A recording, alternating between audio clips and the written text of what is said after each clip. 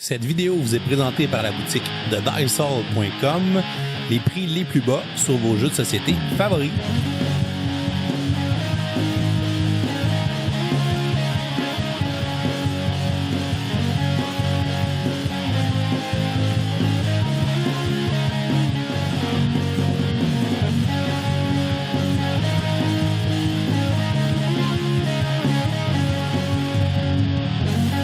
Incarner un puissant mage de l'ordre de la Black Rose et chercher à devenir le prochain grand maître. Et oui, il s'agit du jeu de 2 à 4 joueurs de Marco Montanaro, Black Rose Wars.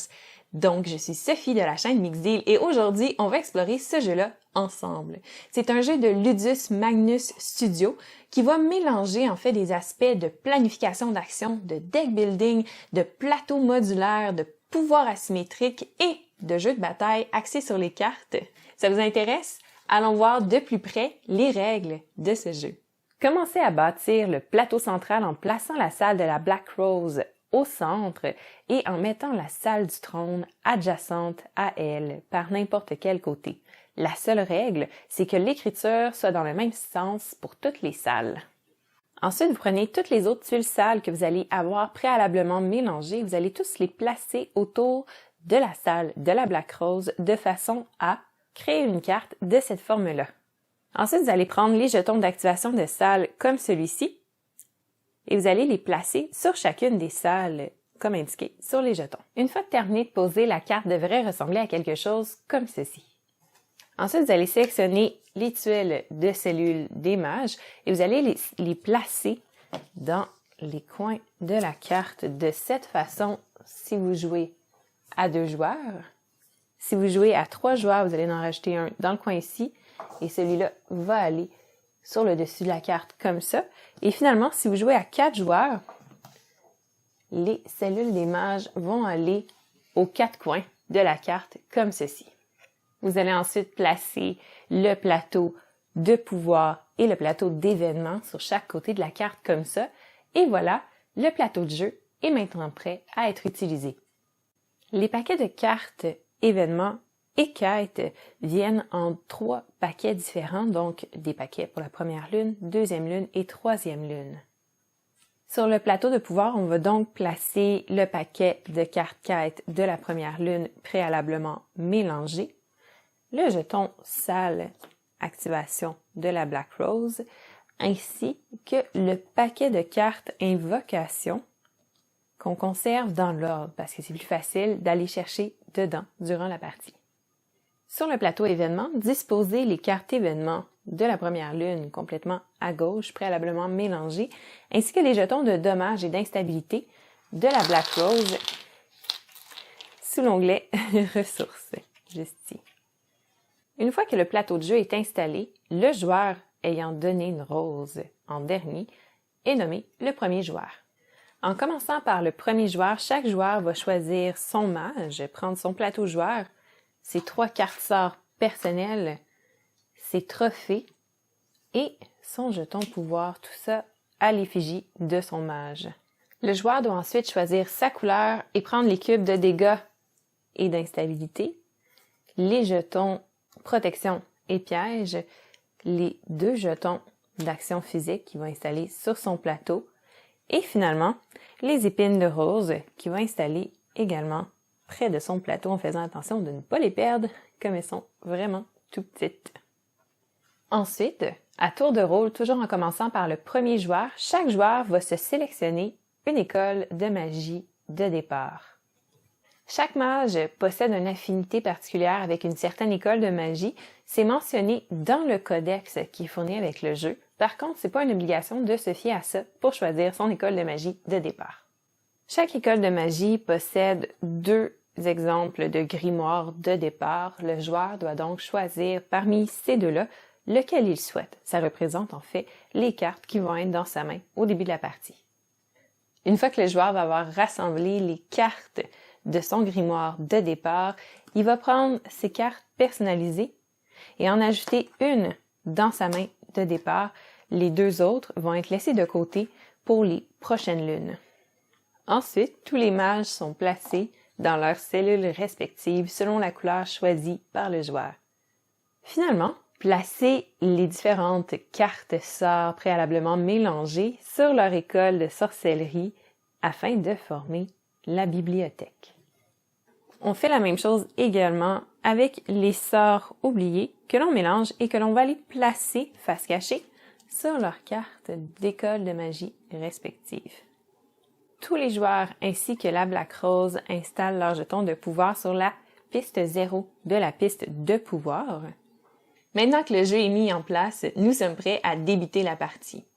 Donc, le but du jeu est d'amasser le plus de points de pouvoir possible d'ici la fin de la partie, et la fin de la partie va être déclenchée en fait quand un joueur ou encore la Black Rose vont atteindre 30 points. À ce moment-là, on passe au décompte des points.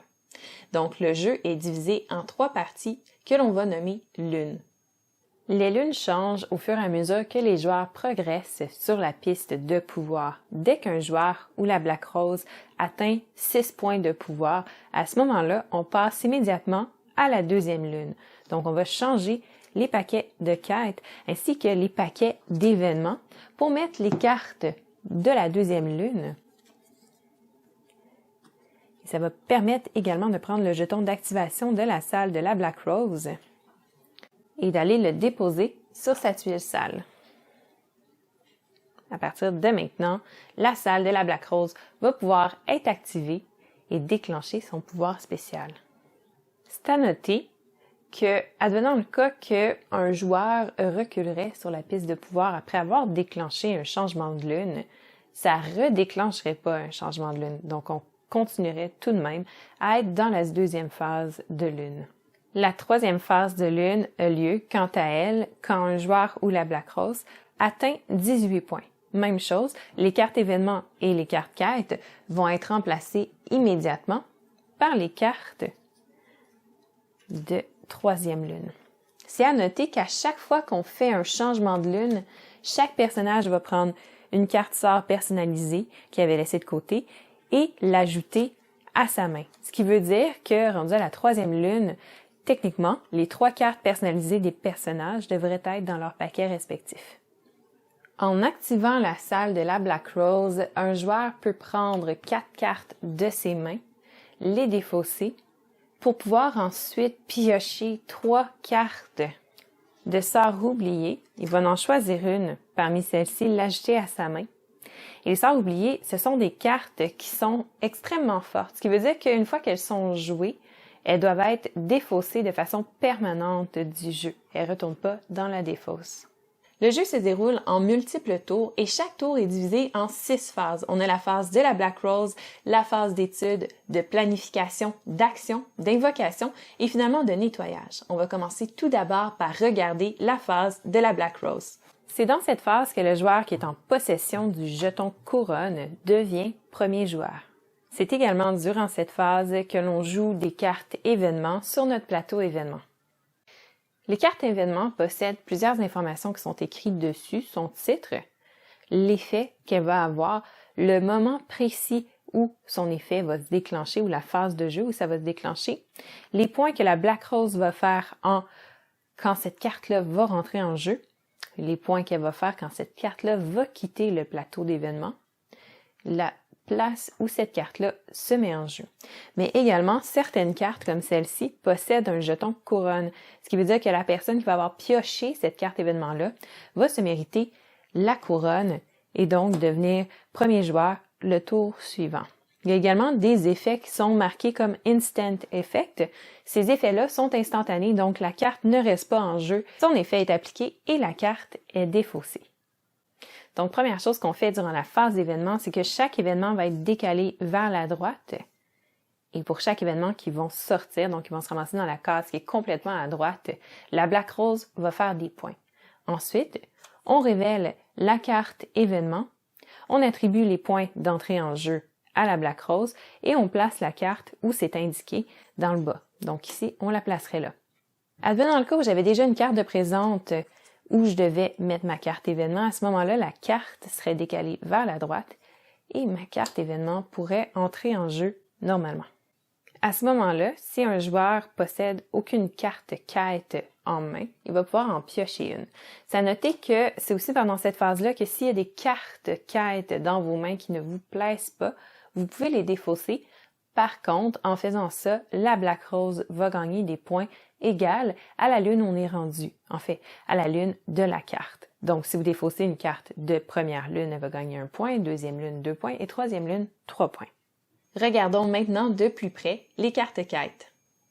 À tout moment durant la partie, un joueur peut seulement posséder 2 cartes quêtes non complétées en main.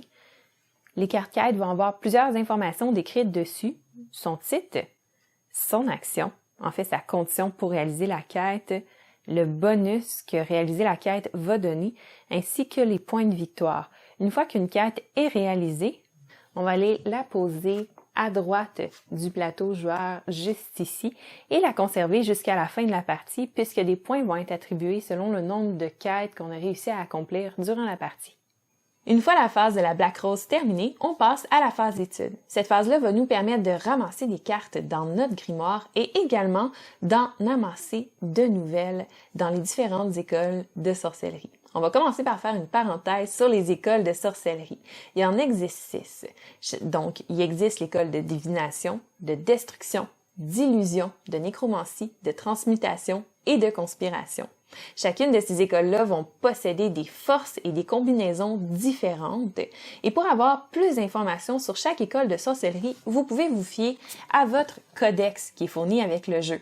Non seulement ça va vous indiquer quelle école est idéale pour votre mage, mais également c'est quoi les forces et les lacunes de chacune des écoles, avec quelle école est-ce qu'ils ont des affinités. Ça va également indiquer la difficulté de maîtrise de chacune des écoles et toutes les cartes qui sont fournies pour chaque école de sorcellerie. Au début de la partie, chaque joueur va commencer par piocher 2 cartes de son grimoire personnel, donc son paquet de cartes, et ensuite piocher 4 cartes d'une des écoles de sorcellerie présentes. C'est à noter que le joueur peut choisir l'école de sorcellerie de son choix et également qu'il peut choisir plusieurs écoles de sorcellerie, donc les cartes n'ont pas besoin de toutes venir de la même école. Donc, on pourrait prendre une carte de nécromancie, une carte de divination, une carte de conspiration et une carte d'illusion, par exemple. À ce moment-là, chaque joueur devrait avoir 6 nouvelles cartes, donc 4 cartes provenant de la bibliothèque plus les 2 qu'il a piochées. Donc là, le joueur doit décider parmi les 4 nouvelles cartes de la bibliothèque 2 cartes à conserver en main. Les autres vont être défaussées à côté de leur paquet respectif. Encore une fois, dans la bibliothèque. C'est important, par contre, qu'en rajoutant les 2 nouvelles cartes provenant de la bibliothèque, on ne dépasse pas la limite de cartes en main qui est indiquée sur le plateau joueur, dans ce cas-ci, 8. Advenant le cas où le joueur ne possède plus assez de cartes dans son grimoire pour pouvoir en piocher 2, à ce moment-là, il va pouvoir prendre les cartes de sa mémoire et les mélanger afin de les remettre de l'autre côté et de constituer son grimoire. C'est à noter que pendant la phase d'étude, c'est possible pour le joueur de défausser de façon permanente une seule carte parmi celles qu'il a en main afin de la retirer pour tout le reste de la partie. C'est une partie importante du jeu puisque ça va permettre de conserver un paquet de cartes très fort et d'enlever les cartes qui seraient moins bonnes ou qui n'iraient plus avec la stratégie qu'on a décidé d'adopter.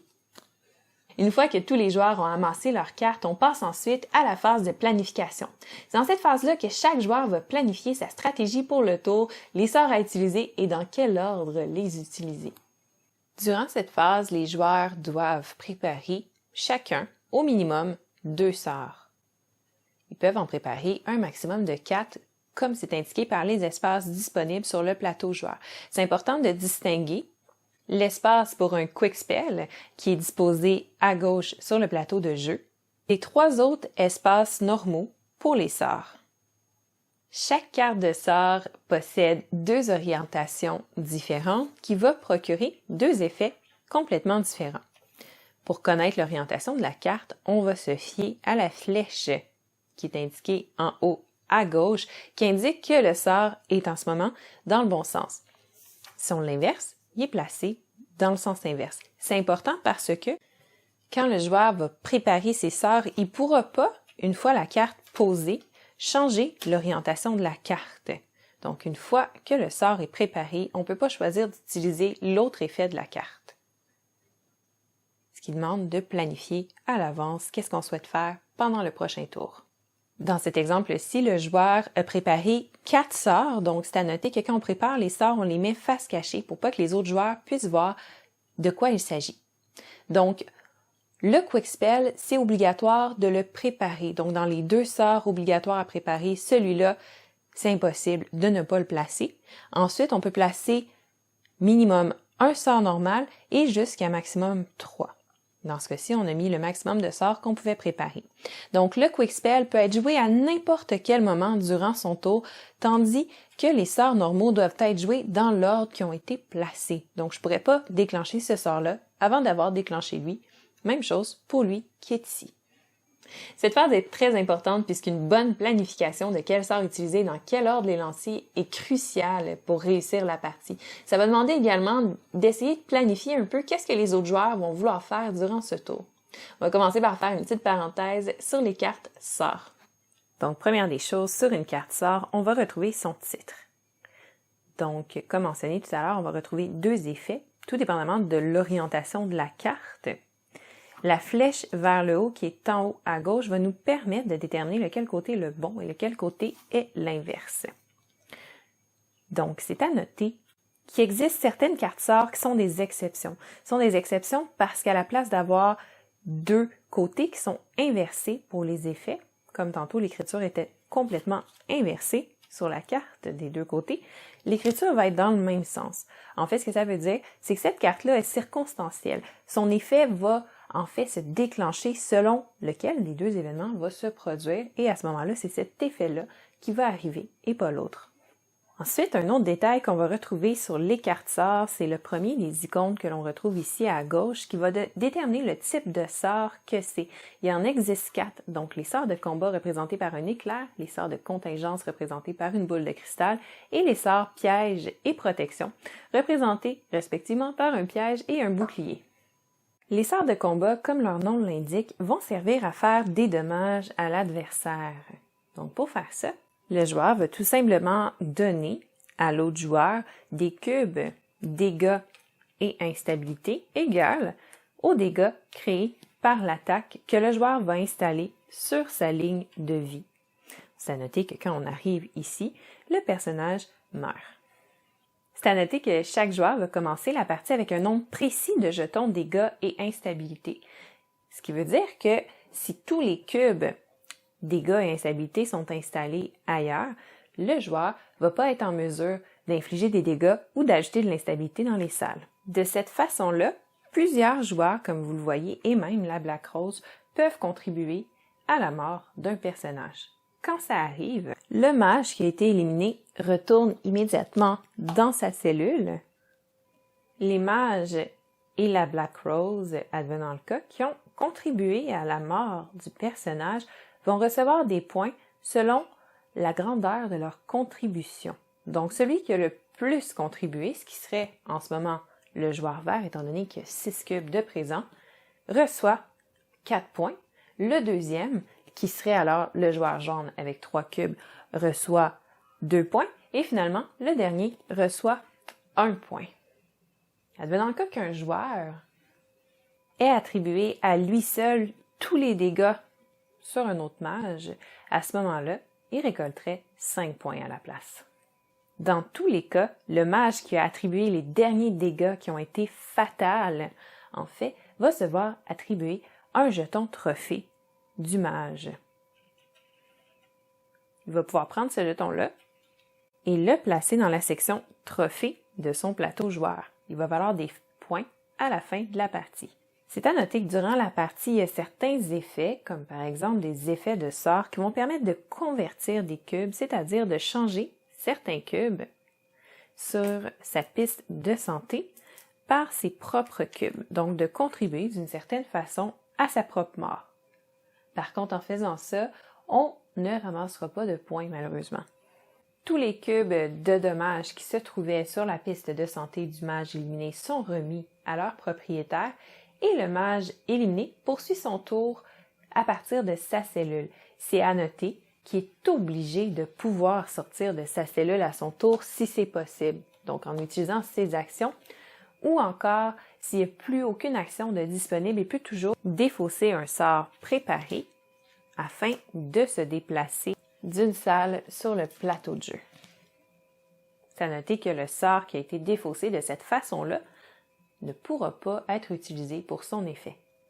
Les sorts de contingence, quant à eux, ceux avec la boule de cristal, servent entre autres à convoquer des invocations, gagner du pouvoir, se déplacer rapidement et piocher des quêtes. C'est à noter que pour l'instant, je vous montre un sort de contingence de l'école de sorcellerie de nécromancie. Par contre, toutes les écoles vont contenir tous les types de sorts. Certaines cartes sorts ainsi que certaines salles ou d'autres effets en jeu vont permettre d'invoquer des invocations. Donc, dans ce cas-ci, cette action-là me permet d'invoquer un Bone Knight. On cherche donc dans le paquet de cartes invocation la carte qui correspond et on va trouver le jeton d'invocation qui correspond avec l'image de la carte. Ensuite de ça, on va prendre la carte d'invocation, la mettre dans l'autre sens et la placer dans un des 3 espaces disponibles en dessous de notre plateau pour les invocations. C'est à noter que chaque espace est noté d'une rose, 2 roses et 3 roses. Ça permet d'identifier les invocations qui seraient identiques. Donc, on va prendre les petites épingles de rose qu'on a de notre couleur et en mettre 1, 2 ou 3 pour bien représenter la section où notre carte va se trouver. Ensuite de ça, l'invocation est placée dans la salle indiquée par la carte qui a déclenché l'invocation, ou dans ce cas-ci, dans la salle de notre personnage.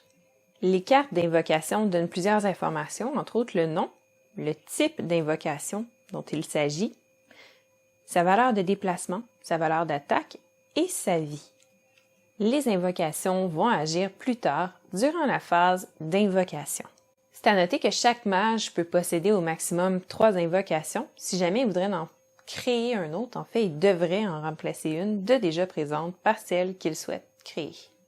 C'est à noter que les invocations sont limitées et que si jamais la carte n'est pas disponible dans le paquet d'invocations, ça veut dire à ce moment-là qu'on ne peut pas invoquer. Ensuite, on a les cartes sorts de type protection.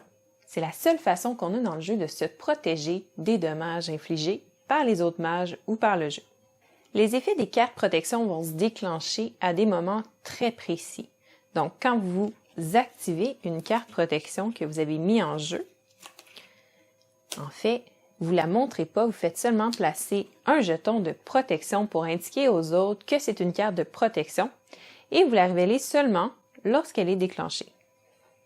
C'est à noter que c'est maximum une activation par carte protection. Donc, une fois qu'on a utilisé son effet, on ne peut plus l'utiliser pour le restant du tour. Les cartes pièges fonctionnent sensiblement pareil que pour les cartes protection dans le sens qu'ils vont se déclencher selon des effets particuliers. Mais à ce moment-là, ils vont blesser le personnage adverse plutôt que nous protéger nous. Donc, il y a 2 types de cartes pièges. Il y a les cartes pièges qui affectent les salles. Donc, à ce moment-là, comme j'expliquais tantôt, le texte est du même sens des 2 côtés.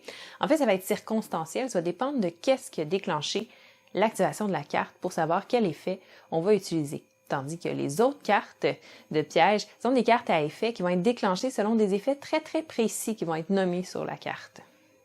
Même chose que pour les pièges, quand vous désirez l'activer pour que le piège soit actif, vous ne la révélez pas. Vous allez placer un jeton piège dessus pour indiquer aux autres que c'est une carte piège, mais sans révéler son effet.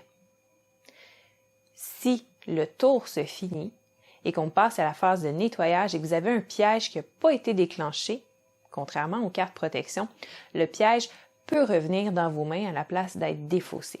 Maintenant qu'on a vu les types de sorts, passons au prochain icône qui est l'élément utilisé par le sort. Donc, il y a vraiment plein d'éléments, ils ne sont pas tous montrés là, qui peuvent être utilisés par un sort.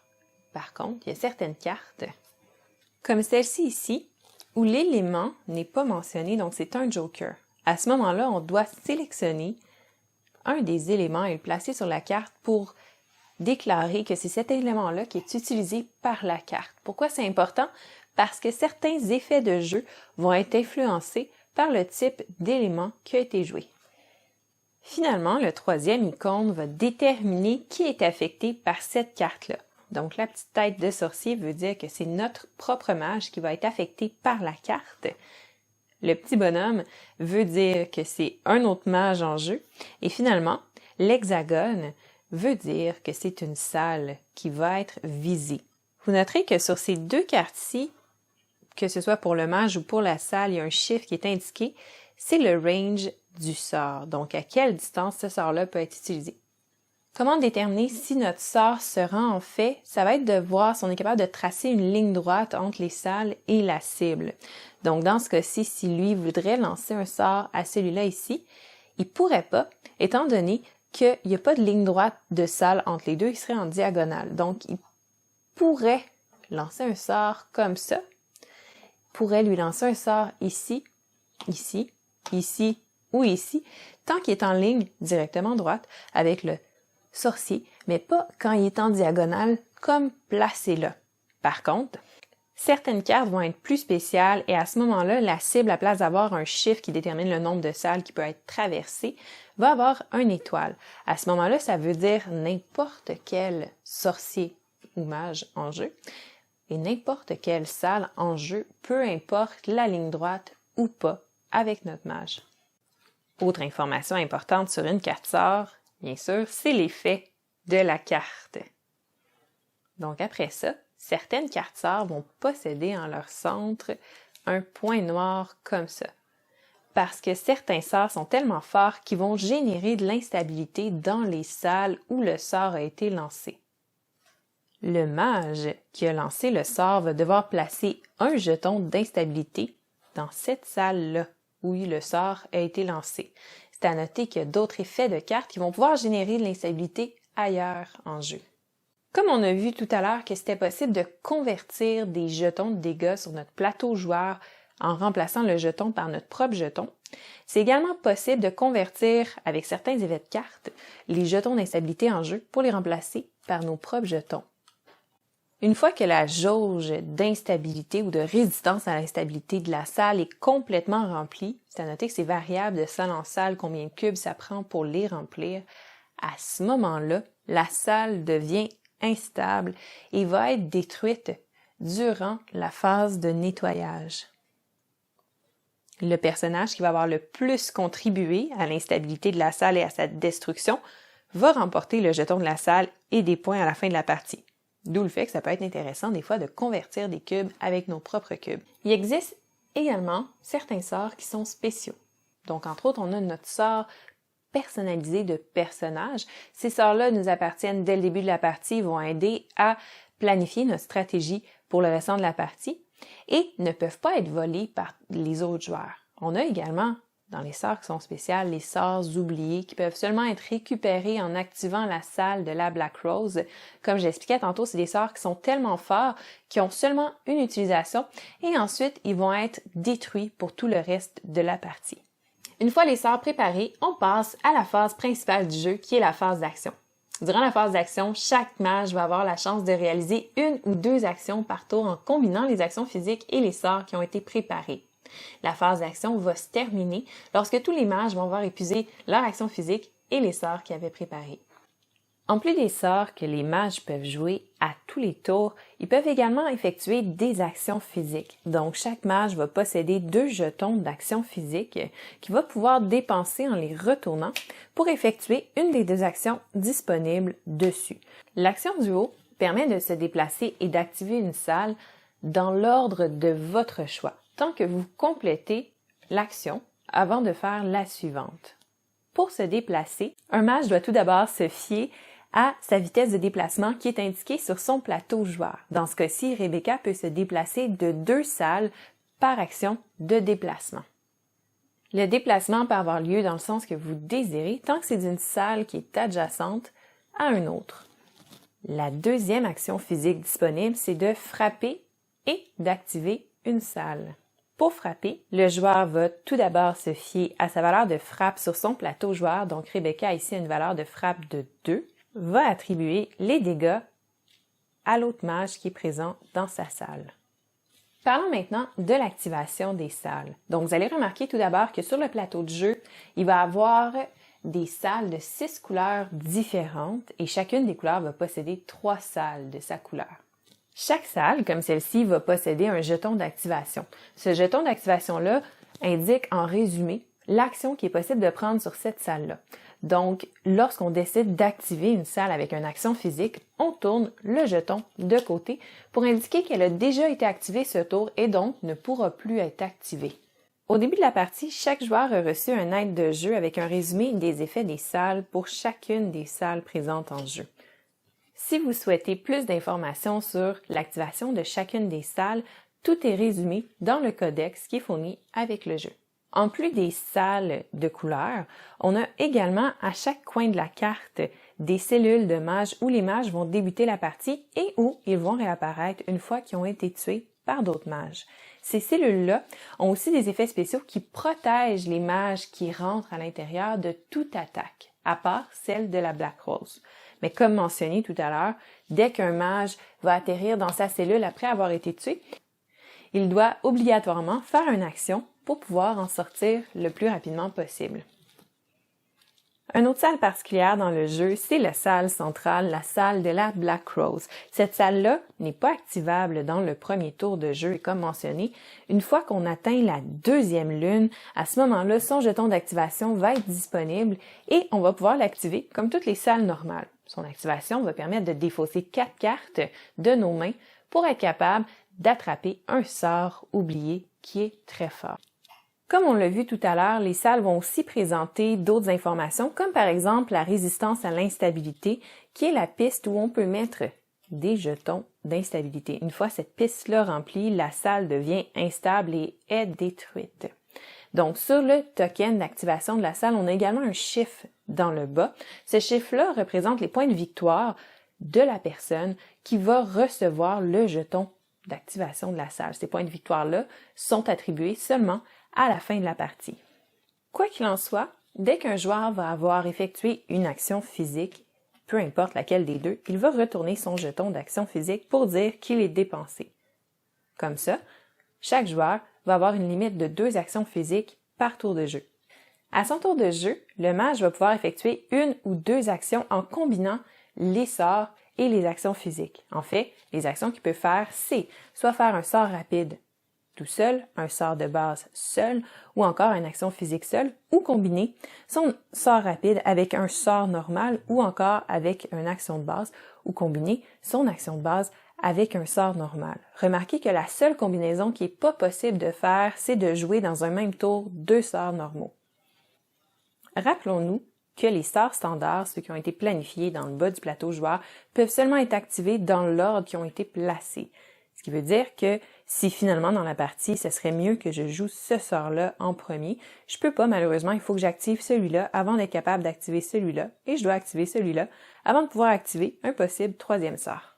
Il faut pas oublier non plus qu'une fois que j'ai activé le sort, à ce moment-là, je le retourne et je fais son effet dans l'orientation que j'ai planifiée à la base. Donc, je peux pas décider en activant le sort de changer son orientation pour faire l'effet du bas plus tôt. Je dois conserver la même que j'avais planifiée dans la phase de planification.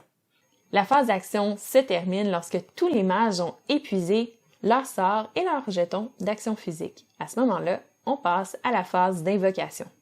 Dans la phase d'invocation, chaque mage peut activer n'importe lequel ou toutes ses invocations dans l'ordre qu'il va souhaiter. L'invocation peut se déplacer et attaquer ou encore rester en place et attaquer. Il va falloir se fier aux statistiques et aux effets spéciaux inscrits sur sa carte pour juger de combien il va attaquer et de combien il va pouvoir se déplacer. C'est à noter que chaque invocation a une santé et dès qu'il est attaqué de sa santé ou plus, il va tout simplement disparaître du jeu.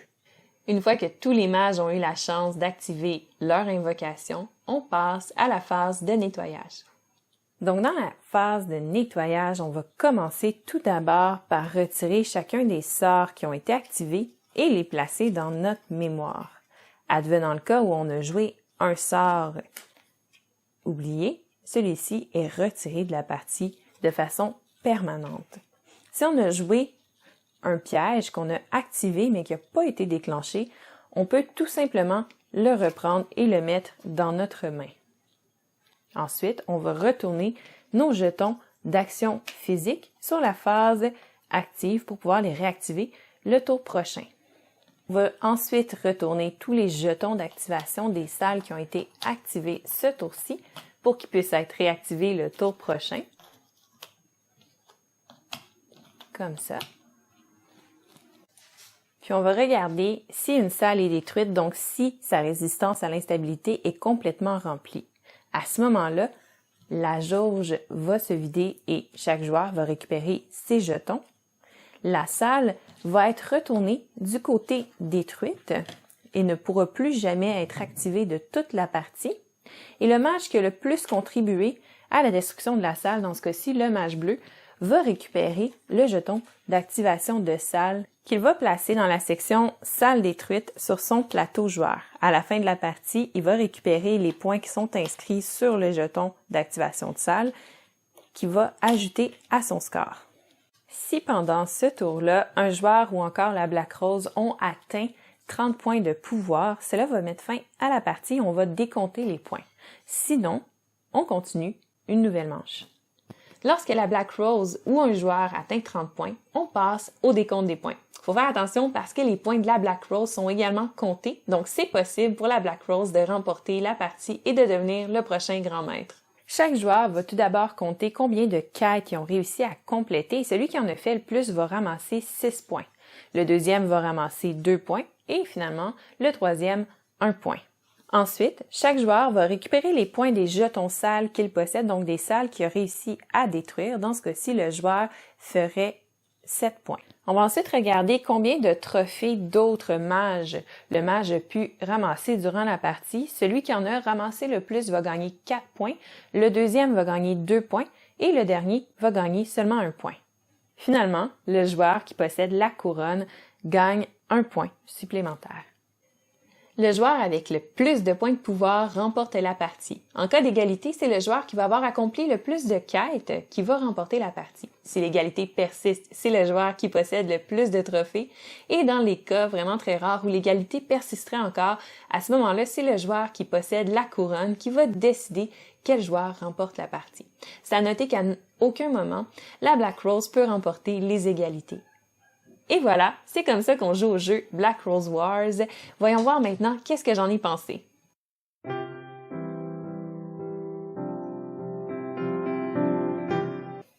Donc, c'est le moment de faire le tour un peu de ce que j'ai pensé du jeu. C'est ça en fait de mon avis sur le jeu. Donc, commençons comme d'habitude par, quand on ouvre la boîte, qu'est-ce qu'on retrouve? Donc, pour commencer, la boîte est d'une superbe qualité. C'est rare que c'est quelque chose qui va me marquer dans un jeu ou qui va faire en sorte que ça va influencer mon avis du jeu. Mais cette boîte-là, je sais pas, elle est faite de façon super épaisse, donc super solide de 1. Mais de 2, le fini de la boîte fait en sorte qu'elle s'ouvre et se ferme vraiment bien. Ce qui n'est pas quelque chose que je pensais que j'avais besoin dans ma vie, mais maintenant que je l'ai, je suis pas mal contente. Bref, une fois que tu ouvres la boîte, il y a une insert et l'insert dans la boîte permet de ranger absolument toutes les pièces du jeu. Deuxième plus. Donc, juste ça, c'est vraiment très bien. Et là, on a tous les tokens. On a justement les tuiles de salle. On a tous les tokens en carton qui sont d'une épaisseur vraiment très, très belle. Juste le fait, quand on les dépunche, comment que ça s'enlève bien, en fait, ça en dit long sur les choses. Donc, le carton est d'une très, très bonne qualité. Les plateaux joueurs également. C'est sûr que les changements d'humidité, tout ça, et de température fait en sorte que le carton peut se courber un peu. Si vous l'avez vu dans la vidéo, c'est quelque chose qui est réglable, par exemple, en appliquant de la chaleur, là. Donc, c'est quelque chose qui se passe avec les jeux, c'est pas de la faute du tout de la production du jeu. Fait que de ce côté-là, tout est beau. Les cubes de plastique, c'est des cubes de plastique, mais c'est bien. Les petites pins qu'on va mettre, de rose qu'on va mettre sur nos invocations qui sont minuscules, ça fonctionne super bien. La seule chose, c'est que c'est tellement petit que ça fait peur de les perdre. On dirait que j'ose pas les laisser traîner sur la table quand on joue parce que j'ai trop peur que justement on finisse par les perdre. Autre chose que j'aime bien, mais comme le carton est vraiment épais, ça l'a permis, autant pour les salles que pour le plateau joueur, d'avoir un peu des indentations dedans pour placer les cubes puis que ça bouge pas. Ça, c'est vraiment pratique, surtout pour les salles dans le jeu, parce que si on avait mis un jeton, en fait, dessus pour noter l'instabilité puis qu'il y avait pas ces encavures-là dans le carton, ça a été vraiment plate à jouer parce que ça se serait déplacé un peu partout. Donc, le fait qu'il ait pensé à faire ça, j'aime beaucoup. Les cartes sont également de super belle qualité, en fini UV, très épaisse, très solide. J'ai pas peur de les abîmer, même en les manipulant pas mal. Donc, moi, personnellement, c'est pas des cartes que je ressens le besoin de sliver pour les protéger. Et finalement, je pense que la dernière chose qui est importante et que tout le monde veut savoir, c'est la qualité des figurines. Donc, les figurines sont de très belle qualité. Chaque figurine a vraiment un effet là, on sent que la figurine est en mouvement, que le personnage est en train de faire quelque chose, sont super bien finis, même les bases ont de la texture. Donc, super beau travail de modèle. Je lève mon chapeau à Ludus Magnus Studio pour ça, parce que c'est vraiment des belles figurines. Il y en a juste 4 dans la boîte de base parce qu'il y a 4 mages et on n'a pas les figurines, contrairement à la campagne Kickstarter, pour toutes les invocations. Par contre, il existe 3 boîtes d'extensions qu'on peut acheter, chacune contenant des figurines d'invocation. Donc, si c'est quelque chose qui vous intéresse, qui est important pour vous, c'est possible de le faire. Je pense que c'est 30$ par boîte. Moi, c'est pas quelque chose que j'ai jugé qui était vraiment nécessaire pour avoir du plaisir puis pour le gameplay. Puis pourtant, j'aime vraiment beaucoup les figurines, pour ceux qui me connaissent. Mais c'est ça, c'est pas quelque chose que j'ai jugé qui était nécessairement nécessaire. Une autre extension, le temps qu'on est là-dedans, qui existe, c'est une extension qui permet de rajouter 2 autres mages. Donc ça, c'est pas mal de fun parce que ça va rajouter de la variabilité. Donc, pour le gameplay, justement, comment ça joue, comment ça va, c'est sûr que bon, la situation l'oblige, j'ai juste pu jouer à 2 joueurs à ce jeu-là, mais ça m'a permis de me rendre compte que le jeu est super bon à 2 joueurs, on a beaucoup de fun, il y a beaucoup d'interactions entre les joueurs, c'est sûr qu'il y a moins de compétition à savoir qui va tuer l'autre mage, étant donné que c'est pas mal un duel, mais c'est vraiment le fun, quand même, ça joue très bien. Sinon, côté gameplay, le tout est pas mal fluide, le tout est vraiment le fun. C'est un jeu qui est quand même lourd, hein, vous l'avez vu à la vidéo règles, il y a beaucoup de règles, donc c'est pas pour les joueurs qui sont débutants. C'est un jeu qui est très take that, on veut vraiment s'entretuer. Je pense que le fait que quand ton mage est mort, il n'y a pas nécessairement de conséquences ou de malus pour toi, autre que tu retournes dans ta cellule puis tu repars de là, fait en sorte que ça enlève un peu cette frustration-là de faire comme « Ah, je viens de me faire tuer, puis là, je recommence. » Donc, il y a ça. En plus, tu perds même pas ton tour, tu fais juste continuer ton tour à partir de ta cellule. Fait que ça, je trouve que ça aide beaucoup au fait de diminuer la frustration entre les joueurs dans la partie. À part le fait que ça donne des points, ben c'est ça, c'est pas mal la seule chose. Fait que ça, c'est intéressant. Le point qui fait en sorte que ça va rajouter beaucoup de temps à la partie, surtout dans les premières parties, c'est qu'il y a beaucoup de texte sur les cartes. Chacune des cartes sort fait ses effets spéciaux. Chaque école de sorcellerie fonctionne pas exactement de la même façon. C'est ce qui va rajouter toute la profondeur dans le jeu. Mais là, à chaque phase d'étude, on va piocher 2 cartes de notre main et on va piocher 4 cartes différentes dans les paquets disponibles. Ce qui fait en sorte que ça va me demander beaucoup d'analyse à faire. OK, quelle carte je vais garder, quelle carte je vais enlever. Il faut avoir une bonne compréhension de l'anglais, comme le jeu est seulement disponible en anglais. Donc ça, c'est peut-être un petit point négatif, mais c'est ce qui rajoute tellement de richesse au jeu parce que au final, les stratégies sont infinies. Oui, on a une école de sorcellerie qui a une affinité un peu plus grande avec notre mage, mais encore là, parlons justement de chacun des mages qui sont un peu asymétriques parce qu'ils ont 3 cartes sorts qui sont uniques à eux autres. J'ai trouvé cette partie-là, c'est peut-être celle qui m'a un peu le plus déçue du jeu. Parce que chaque mage va avoir ses cartes sorts qui sont propres à lui, que les autres joueurs peuvent pas avoir, puis qui vont être d'une école de sorcellerie particulière. Puis techniquement, tu es censé baser un peu ta stratégie sur le fait que cette carte-là, par exemple, ce mage-là, il est de l'école nécromancie. Fait que, OK, on va y aller comme ça, puis on va bâtir notre stratégie là-dessus. Par contre, ce qui me déçoit un peu, c'est que ces cartes-là sont pareilles, les 3 pour le mage. Fait que là, à chaque nouvelle lune, on en rajoute un dans notre paquet. On n'a pas de choix à faire. C'est un peu brainless. On n'a pas à se demander, OK, quelle carte je veux rajouter. Ça aurait été excitant, tu sais, de faire, OK, mais là, je sais pas quel pouvoir spécial je veux me rajouter. Puis autre chose, c'est qu'ils sont corrects. C'est des bonnes cartes. Ils sont pas si fortes que ça. Ils sont pas si overpower pour me dire, ah ouais, ça me prend vraiment ça dans mon paquet. Parce que certaines cartes que je vais ramasser dans les écoles de sorcellerie, je vais les trouver presque aussi bonnes. Fait que ça, c'est la petite partie qui m'a un peu déçue. J'aurais aimé voir plus d'asymétrie au niveau des mages que juste leurs statistiques, par exemple, de combat, se déplacer, les cartes qu'ils peuvent avoir en main. J'aurais apprécié, en fait, avoir ce choix-là. J'aurais trouvé que ça aurait rajouté un peu c'est ça, de variabilité dans le jeu, puis un peu d'excitation à savoir, OK, ben, je planifie ma stratégie comment. Mais c'est pas mal la seule chose. Le reste, ben, c'est vraiment impressionnant comment ça joue. Moi, j'ai beaucoup aimé ça. Il y a pas de dés, il y a pas de hasard, il y a pas non plus de OK, ben toi tu me fais ça de dégâts, fait que moi finalement je fais ça, fait que je me protège. Oui, t'as des sorts de protection, mais autre ça, on s'envoie des dommages, fait que c'est très très fluide. Il y a pas les phases de combat, en fait, il y en a pas. C'est vraiment juste tu prends ça de dommages, parfait, je continue mon tour, je fais telle affaire. Fait que ça rend le jeu fluide. Je trouvais ça quand même bien. La planification d'action, c'est ça qui donne tout son sens au jeu. Ça, avec le fait de faire des combos entre les écoles et avec son école de sorcellerie, c'est vraiment cool. Donc là, on a toutes les cartes en main. On est comme, OK, qu'est-ce que je veux jouer? Dans quel ordre je pense que je vais avoir besoin de le jouer? Quel sort je me mets de côté pour activer n'importe quand? Est-ce que je vide ma main là pour jouer tous mes sorts, pour avoir un tour qui est vraiment fort? Est-ce que je m'en garde en main? Je me fais une réserve pour aller sur la salle de la Black Rose et me ramasser un sort oublié qui va être vraiment plus fort? Il y a plein de décisions à prendre dans le jeu, puis ça, c'est intéressant. Ça rajoute, et par contre, encore dans la lourdeur du jeu, dans le sens de ça va rajouter du temps, ça va rajouter du risque d'analysis paralysis, donc les joueurs qui prennent plus de temps, vous allez vous rendre compte dans la phase, autant d'études où on choisit nos cartes que dans la phase de planification, que ces phases-là, surtout dans les premières parties, ça prend pas mal de temps. J'imagine qu'au fur et à mesure des parties, ça s'améliore, mais c'est là que je vois un petit peu le danger dans ce jeu-là. Moi, personnellement, c'est pas quelque chose qui m'a dérangé dans mes parties parce que je pense que tout le monde, dans les premières parties, sont un peu fascinés par les cartes qu'ils ont en main puis tout ça, puis on est tous un peu en train de planifier nos choses.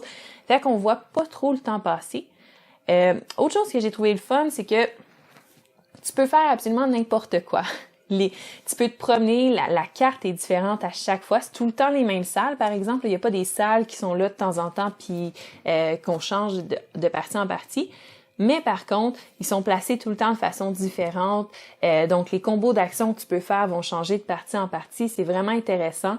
Donc là, tu peux te faire des points en tuant les autres mages, mais t'es même pas obligé de faire ça parce que tu peux décider que toi, tu te fais des points en plaçant de l'instabilité partout dans les salles, en récupérant les jetons salles, en remplissant des quêtes.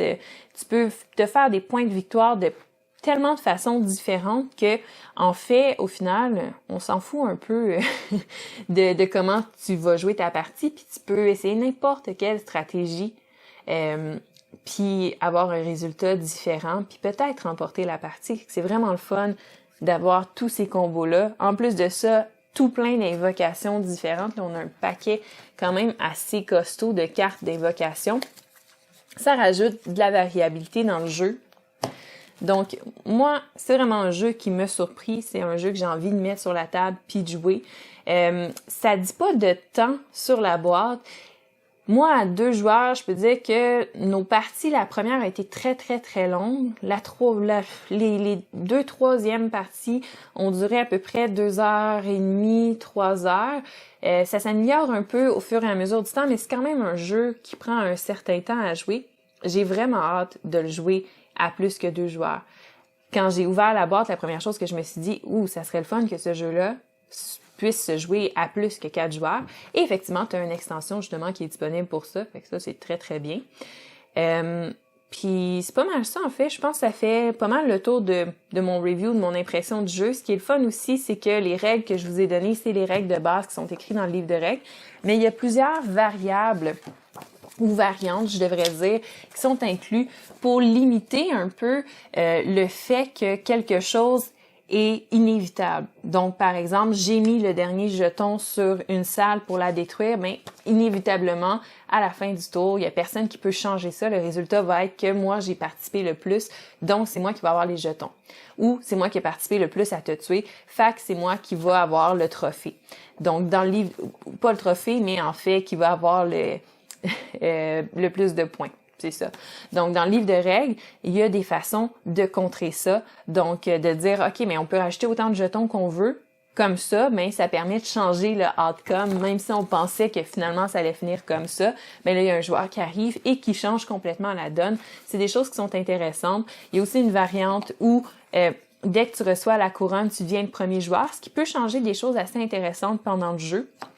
Et il y a même un tout autre petite expansion, si on veut, avec des tokens. Pour à chaque changement de lune, on reçoit un jeton pouvoir de lune qui va nous donner certaines habilités ou des points en fin de la partie.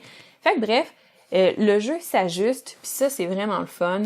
Le fait de compétitionner aussi avec la Black Rose, c'est vrai, je l'ai pas dit, mais ça, c'est vraiment intéressant parce que ça a deux choses. D'un, ça t'oblige à performer à un certain niveau parce que sinon, tu te fais dépasser par la Black Rose qui est quand même assez forte. Donc, ça permet de pousser les joueurs à jouer plus et en faisant ça, mais ça fait comme un timer sur la partie parce que tu peux pas t'éterniser pendant 1000 ans parce qu'éventuellement, la Black Rose, elle avance de tour en tour. Fait que si tu suis pas le rythme, ben, de un, tu te retrouves vraiment en arrière, mais de deux, la partie va finir et tu n'auras pas fait beaucoup de points. Donc, tout ça mis ensemble, ça fait en sorte que je trouve que c'est un jeu qui est très riche. Je pense pas qu'on a besoin de la version Kickstarter. La boîte de la version Kickstarter est comme 2 ou 3 fois plus épaisse que celle-là parce qu'il y a des figurines pour chacune des invocations, entre autres. Ça va rajouter des écoles de sorcellerie, ce genre de choses-là. Mais en somme, là, le jeu comme ça se joue très très bien, sans extension. Peut-être juste, tu sais, moi je rajouterais celle qui donne accès à 5-6 joueurs, vu que c'est un jeu de combat, puis c'est tout en plus le fun de le jouer à plus de joueurs. Mais c'est à peu près ça. Le reste, je le laisserais comme ça, puis c'est rare venant de moi de dire « Ah, la version magasin me convient d'un jeu, mais pour celui-là... » Puis en plus, pour le prix... c'est assez impressionnant tout ce qu'on a, hein, parce que toute la qualité du matériel, la quantité de cartes qu'on a, la qualité des miniatures, tout ça, et ça pour un jeu qui coûte un petit peu moins que 100$, donc je trouve que le rapport qualité-prix est très bon. C'est vrai, j'ai pas parlé du livre de règles, fait que je vais aller là avant de finir mon... Excusez, ce review-là va un petit peu dans tous les sens, je pense que je suis énervée par le jeu, bref. Mais le livre de règles fait à peu près... Combien de pages? Il va faire une 40aine de pages. Il est quand même bien fait. La seule chose que j'ai trouvé un peu mêlante, c'est qu'il va te spécifier pendant les dizaines de premières pages toutes les petites caractéristiques du jeu et après ça, va t'expliquer comment jouer. J'ai trouvé ça un peu spécial. Au début, j'avais un peu de misère à me figurer justement comment jouer à cause de ça, mais finalement, une fois que tu le lis, c'est pas si pire, ça se comprend bien et c'est quand même facile de rechercher l'information dedans. Puis ça, je suis soulagée parce que dans ces gros livres de règles-là, moi, j'aime ça avoir un index. Il y en a un. Et il y a même un glossaire à la fin. Donc ça, c'est parfait quand tu as beaucoup de stock dans un livre de règles. C'est le genre de choses que tu veux. En plus, le livre est rempli de artwork, comme ce qu'on voit là. Fait que c'est très, très, très beau. La seule chose qu'il n'y a pas et que j'aurais vraiment aimé qu'il y ait, soit en carte ou soit au dos du livre de règles, c'est un résumé du tour. Parce que tu te rends compte que les premiers tours, tu passes à travers les pages du livre de règles parce qu'il y a 6 phases dans le jeu. Fait que là, t'es comme, bon, OK, là, j'ai fait la phase d'invocation, je suis rendu où? Puis là, faut que tu cherches dans les pages pour savoir où t'es rendu. Puis là, ça prend au moins la première partie pour te familiariser avec l'ordre du jeu puis avoir besoin de feuilleter à travers le livre de règles. Donc, ça aurait été tellement plus simple de juste écrire au dos, voici un résumé du tour, voici le résumé de certaines règles importantes, points de règles qui seraient faciles à oublier. Voilà. Donc, c'est à peu près la seule chose que je trouve qui manque. Le fait qu'il ait donné un codex, c'est vraiment bien. Non seulement ça te donne toutes les informations, comme je mentionnais dans la vidéo pour les écoles de sorcellerie, pour toutes les cartes, mais ça va te donner des informations pour les mages, les informations pour les salles, les informations pour certaines cartes quêtes. Bref, des informations pour plein de choses. Fait que c'est vraiment pratique qu'il ait donné ça.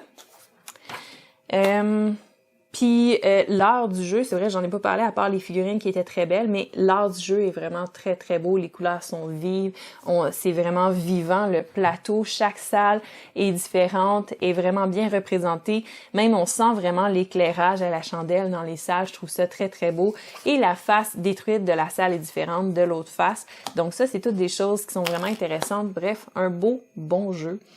assez profond. Donc moi, je vais lui donner une note de A parce que je trouve que c'est un jeu qui est bien fini, un beau produit que Ludus Magnus Studio nous a fourni. Donc c'est mon avis sur le jeu. J'espère que vous avez aimé la vidéo. N'hésitez pas à laisser un pouce en l'air, un commentaire, à vous abonner aussi à la chaîne de Professeur Board Game et à sonner la cloche pour être sûr de ne pas manquer aucune vidéo qui met en ligne. Et je vous souhaite une super belle journée, puis à la prochaine!